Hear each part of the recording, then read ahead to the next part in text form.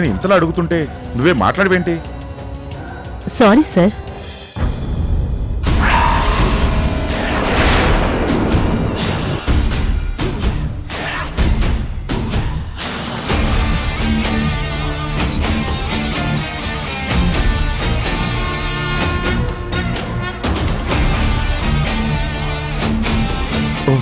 వస్తుందా? నువ్వా?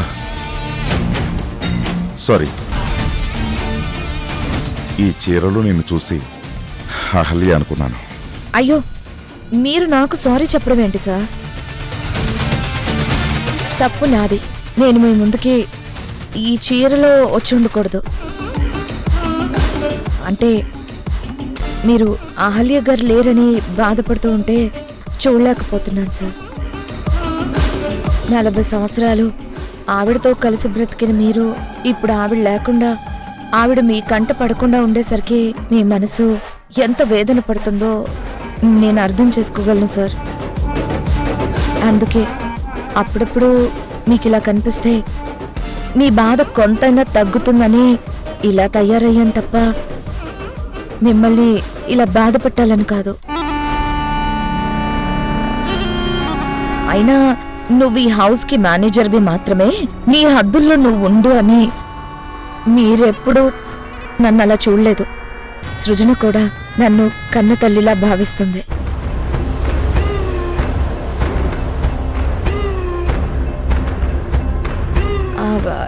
అంటే ఇది నేనంటున్న మాట కాదు సార్. మొన్న పిక్నిక్ వెళ్ళినప్పుడు మీరే చూసారుగా. మీకు అమ్మ లేకపోయినా అమ్మలాగా చూసుకునే వసుధ ఉంది అని అంది కదా. మీరు అమ్మ లేని లోటు ఫీల్ అవ్వాల్సిన అవసరం అస్సలు లేదు. వసుధ మిమ్మల్ని అమ్మ కంటే బాగా చూసుకుంటుంది. అంటే తన మనసులో నాకు అంత గొప్ప స్థానం ఇచ్చినట్టే కదా. ఏదో ఆ చనువులో మీ మనసులో ఉన్న భారాన్ని తగ్గిద్దాం అనుకున్నానే తప్ప మిమ్మల్ని బాధించాలని కాదు. ఈ చీరలో మీకు కనిపించి మిమ్మల్ని ఇబ్బంది పెట్టుంటే నన్ను క్షమించండి. నేను ఇప్పుడే ఆగోసుదా, నువ్వు మంచిదానివి, అందరి మంచి కోరేదానివి. మొన్నటికి మొన్న నీ ప్రాణాలను సైతం లెక్క చేయకుండా తార ప్రాణాలు కాపాడా. ఇప్పుడు కూడా నా మనసు బాధపడుతుందని నా ముందుకిలా వచ్చావు. నేను అర్థం చేసుకోగలను. కానీ నేను ఇలా చూసేసరికి అహల్యనే చూస్తున్నట్టు అనిపించి తను నన్ను మళ్ళీ పెళ్లి చేసుకోమని అడగడం ఏంటి అని. తప్పుగా అనుకోనంటే ఒకటి చెప్పనా సార్? అంటే మీకు చెప్పే స్థాయి కానీ మీ ముందు నిలబడే అర్హత కానీ నాకు లేవు. కానీ నన్ను సొంత మనిషిలా చూసుకుంటున్న వారి మంచి కోరడం, మంచి చెప్పడం తప్పు కాదనే చెప్తున్నాను. మీరు పెళ్లి చేసుకోండి సార్.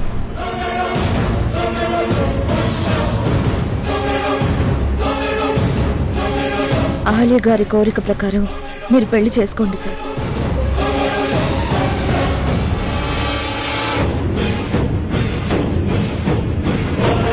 ఏంటి సార్ అలా చూస్తున్నారు? ఈ సమాజం ఏమనుకుంటుందనా? మనం ఏం చేసినా ఏం చేయకపోయినా సమాజం ఏదో ఒకటి అంటూనే ఉంటుంది సార్.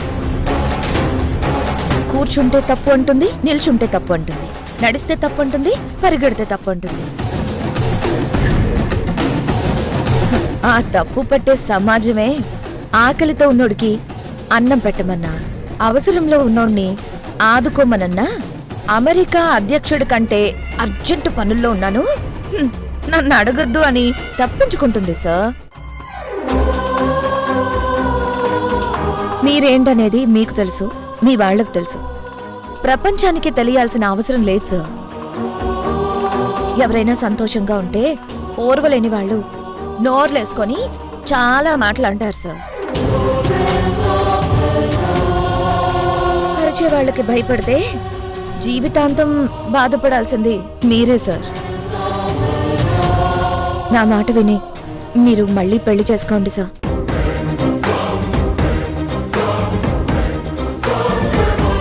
కాకపోతే నాదొక చిన్న వినపం. సిద్ధాంత్ గారు చెప్పినట్టు మీ ఆస్తి కోసం కాకుండా మిమ్మల్ని ప్రేమగా చూసుకొని మిమ్మల్ని కంటికి రెప్పలా కాపాడుకునే వాళ్ళని చూసి చేసుకోండి సార్. అందరి మంచి కోరుకునే మీరు సంతోషంగా ఉంటే మీ నీడలో మాలాంటి వాళ్ళంతా హాయిగా ఉంటారు సార్. తప్పుగా మాట్లాడితే క్షమించండి, కానీ నేను చెప్పిన దాని గురించి ఆలోచించండి.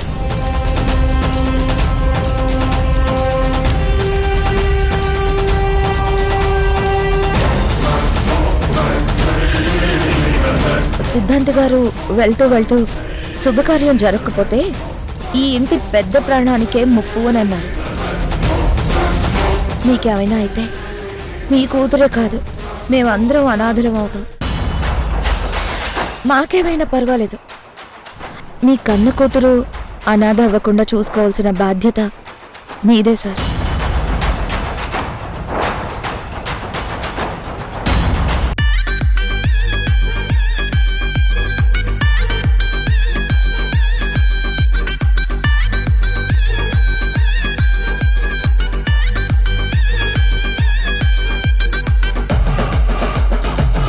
వసుదా, నువ్వేంటో నాకు అసలు అర్థం కావు. విన్నావా? మొత్తం ఆస్తి అంతా కొట్టేద్దాం అంటావు. అలా ఆలోచన చేయకుండా ఆ తారని కాపాడతావు. అదేంటి అంటే స్థాయిని పెంచుకోవాలి, స్థానం ఏర్పరచుకోవాలి అంటావు. ఇప్పుడేమో మా బావ దగ్గరికి వెళ్ళి ఉచిత సలహాలు ఊకదంపుడు దంపావు. ఇవన్నీ కాదు నువ్వు చేయాల్సింది. ఆస్తిని ఎలా కొట్టేయాలి, దానిని మన పేరు మీద ఎలా మార్చుకోవాలి, ఏం చేస్తే వస్తుంది అని ఆలోచించాలి. అది చేయకుండా అంటే ఏంటి? ఆస్తంతా మన పేరు మీద మార్చుకొని ఆ దస్తావేజులు మీ బావ ముందు పెడితే వాటి మీద సంతకం చేసి సంతోషంగా ఉండండి అని ఆశీర్వదిస్తాడన్నాను అనుకుంటున్నావా? అడ్డంగా నరికి నరకం నడిబొడ్డు మీద నిలబడేలా చేస్తాడు. నేను మాట్లాడే ప్రతి మాటకి, చేసే ప్రతి పనికి ఒక అర్థం, పరమార్థం ఉంటుంది. మీ బావకి మీ చెల్లి కలలోకి రావడం నిజం. దాన్ని నేను అవకాశంగా మార్చుకొని నాకు తెలిసిన సిద్ధాంతిని పిలిపించి నాకు అనుకూలంగా ఆయన్ని ప్రతి క్షణం జాగ్రత్తగా చూసుకునే వారిని పెళ్లి చేసుకోమని చెప్పించాను. ఆయన్ని ఈ ఇంట్లో అంత జాగ్రత్తగా చూసుకునేది ఎవరు? నేను. అంటే ఆయన పెళ్ళంటూ చేసుకుంటే ఎవరిని చేసుకోవాలి? నన్ను. అంటే ఏంటి ఇప్పుడు? నువ్వు మా బావని పెళ్లి చేసుకొని మా చెల్లి స్థానంలోకి వెళ్ళి ఈ ఆస్తినంతా ఒక్కదానివే అనుభవిద్దామనే? నేను ఒప్పుకోను. కోకు, ఆస్తంతా ఒక్కదాన్ని అనుభవిస్తానని నీకు చెప్పానా? నేను ఆ స్థానంలోకి వెళ్తే నీ వాటా నీకుంటుందని చెప్పాను కదా. నన్ను కాదు అన్నావనుకో, అప్పుడు ఆ స్థానంలోకి ఇంకెవరితో వస్తుంది. ఆ వచ్చింది మంచిదయ్యి ఆ తారలాగా తెలివైంది కూడా అనుకో, నువ్వు చేసిన తప్పుల్ని లెక్క కడుతుంది, నీ ఫోటోకి పిండం పెడుతుంది. అమ్మో, అదే నేను ఆ స్థానంలో ఉన్నాననుకో, నువ్వు నొక్కేసిన డబ్బుని లెక్క కట్టకుండా ఈ ఆస్తిలో సగం వాటా ఇస్తా. అప్పుడు నీ బ్రతుకు అరాచకానికి దూరంగా అద్భుతానికి దగ్గరగా జరుగుతుంది. అద్భుతం, మహా అద్భుతం. అలాగే కానీ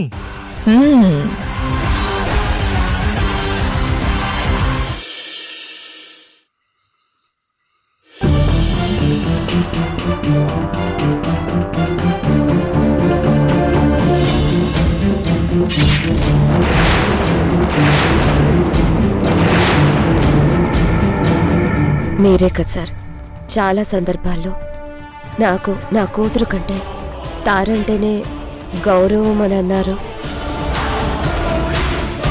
అయితే వివాహం జరగాల్సింది ఆయనకే.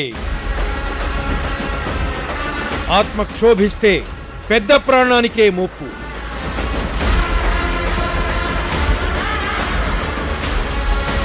ఏంటి తారా, ఇంకా పడుకోలేదా? ఏంటి అలా ఉన్నావు? నిద్ర రావటం లేదా? ఏమైంది తారా? తెలియట్లేదు శ్రీకర్, ఏం అర్థం కావడం లేదు. దేని గురించి? ఆదిత్య మౌర్య గారి కుటుంబం గురించి. ఇప్పుడు నువ్వు చెప్పేదేంటో నాకేం అర్థం కావటం లేదు.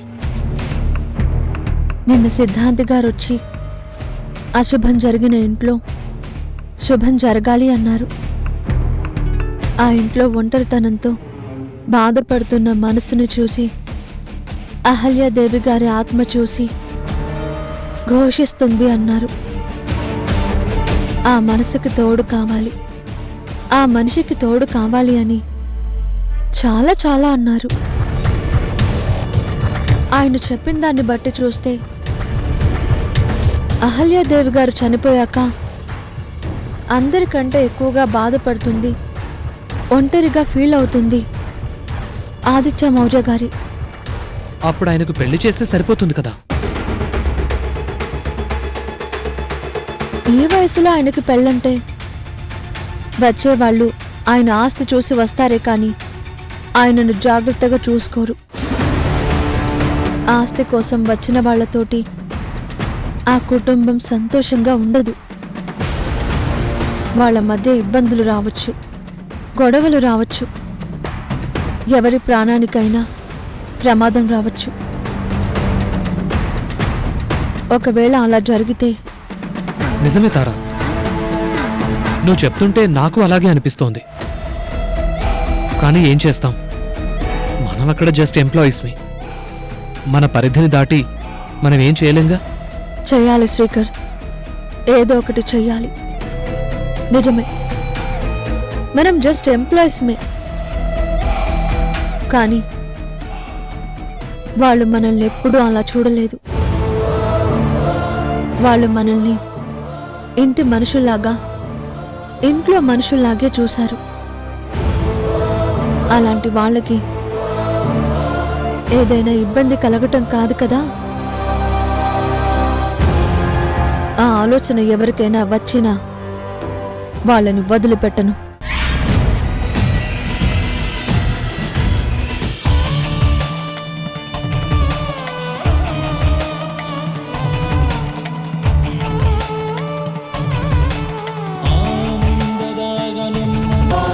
నా మాట విని మీరు మళ్ళీ పెళ్లి చేసుకోండి సార్. మీ ఆస్తి కోసం కాకుండా మిమ్మల్ని ప్రేమగా చూసుకొని మిమ్మల్ని కంటికి రెప్పలా కాపాడుకునే వాళ్ళని చూసి చేసుకోండి సార్. అందరి మంచి కోరుకునే మీరు సంతోషంగా ఉంటే మీ నీడలో మాలాంటి వాళ్ళంతా హాయిగా ఉంటారు సార్. నన్ను సొంత మనిషిలా చూసుకుంటున్న వారి మంచి కోరడం, మంచి చెప్పడం తప్పు కాదనే చెప్తున్నాను.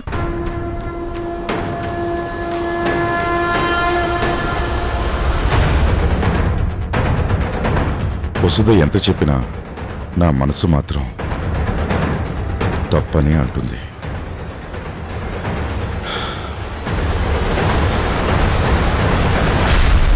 ఏంటిది, ఎందుకలా జరుగుతుంది? నిజంగా అహల్య ఆత్మ నా పెళ్లి జరగాలని కోరుకుంటుందా? అయినా నాకు పెళ్ళేంటి, అది ఈ వయసులో?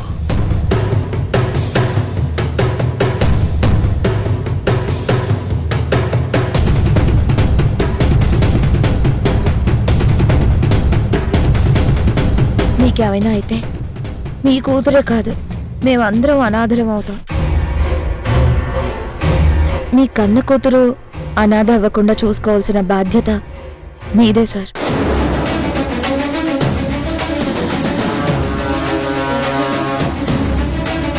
ఈ వయసులో నేను పెళ్లి చేసుకుంటే సమాజం ఒప్పుకుంటుందా? మనం ఏం చేసినా ఏం చేయకపోయినా సమాజం ఏదో ఒకటి అంటూనే ఉంటుంది సార్. పెళ్లిడికొచ్చిన కూతురుని ఇంట్లో పెట్టుకుని తనకి పెళ్లి చేసిన వయసులో ఈయన పెళ్లి చేసుకోవడం ఏంటి అంటుంది కదా. మీరేంటనేది మీకు తెలుసు, మీ వాళ్ళకు తెలుసు. ప్రపంచానికి తెలియాల్సిన అవసరం లేదు సార్. అరిచే వాళ్ళకి భయపడితే జీవితాంతం బాధపడాల్సింది మీరే సార్. అహల్య గారి కోరిక ప్రకారం మీరు పెళ్లి చేసుకోండి సార్.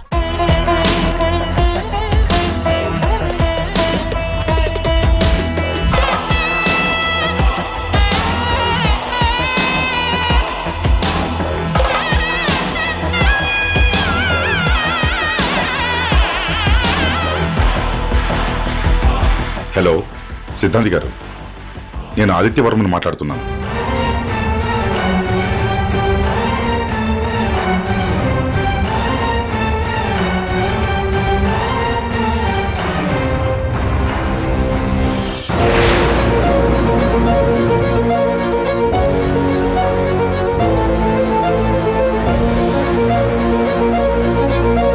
వసుదా,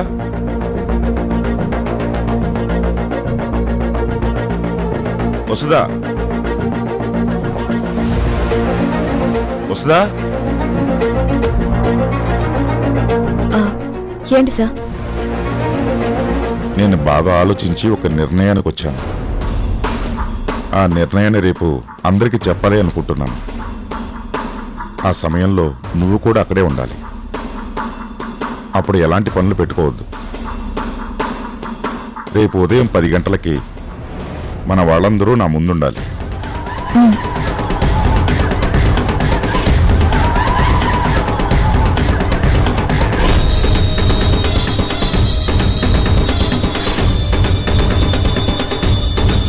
కంగ్రాచులేషన్స్ కాబోయే మహారాణి గారు. నేను మహారాణినైతే నువ్వే నా కోశాధికారివి. ఈ ఆస్థానానికి సంబంధించిన ప్రతి రూపాయి నీ చేతిలోనే ఉంటుంది. Thank you so much.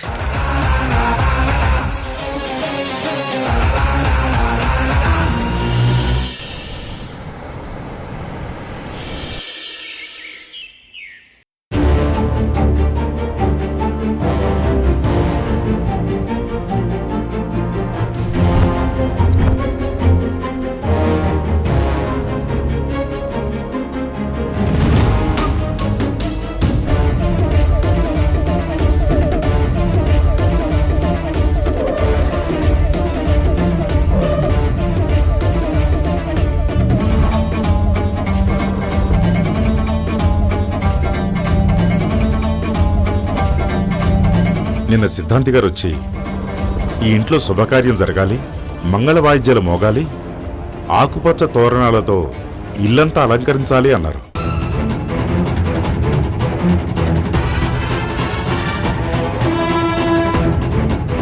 అదంతా మీరు కూడా విన్నారు.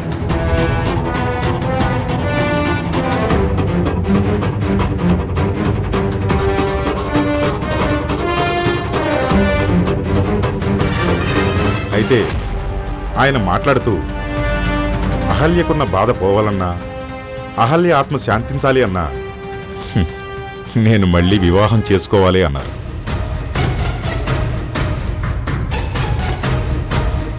నేను నిన్నంతా ఆలోచించాను. ఈ వయసులో నాకు పెళ్ళేంటి? అందుకు సమాజం ఒప్పుకుంటుందా? సమాజం హర్షిస్తుందా?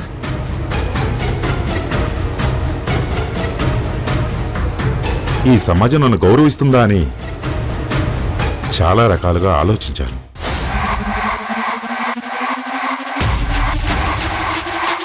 ఎంత ఆలోచించినా, ఏం ఆలోచించినా ఈ వయసులో నేను పెళ్లి చేసుకోవటం తప్పనిపించింది.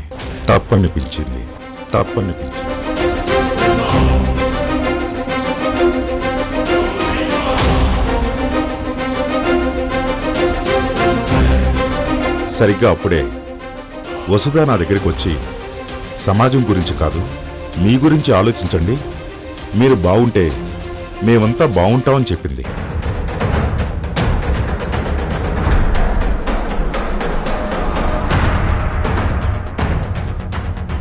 మీ అందరికీ తెలుసు కదా, మంచి ఎవరు చెప్పినా నేను తీసుకుంటాను అని.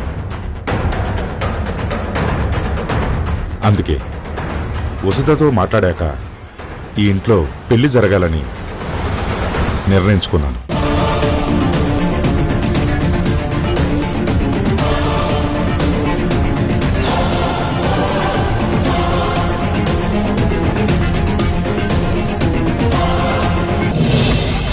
అహల్య స్థానంలో వచ్చేవాళ్ళు ఈ ఇంటి గౌరవాన్ని పెంచేలా ఉండాలి కానీ తుంచేలా ఉండకూడదు.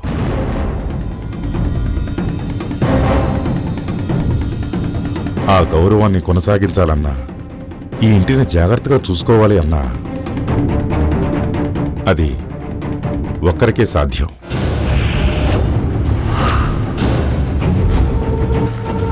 వసుదా, ఇలారా.